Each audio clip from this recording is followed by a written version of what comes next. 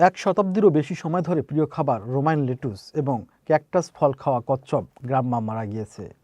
মূলত কষ্ট লাঘব করতে কচ্ছপটিকে মানবিক উপায়ে হত্যা করা হয়েছে।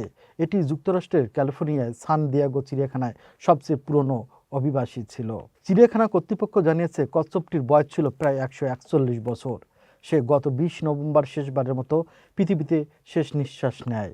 সান দিয়েগো চিড়িয়াখানায় কচ্ছপটি কবে এসেছিল সেটি স্পষ্ট নয়, তবে কেউ কেউ মনে করেন 1928, আবার কেউ মনে করেন 1931 সালের দিকে ব্রোঙ্কস চিড়িয়াখানা থেকে গালাপাগোস প্রজাতির কচ্ছপটি সান দিয়েগোতে এসেছিল। কচ্ছপটি দুটি বিশ্বযুদ্ধ এবং 20 জন আলাদা মার্কিন প্রেসিডেন্টকে দেখেছে।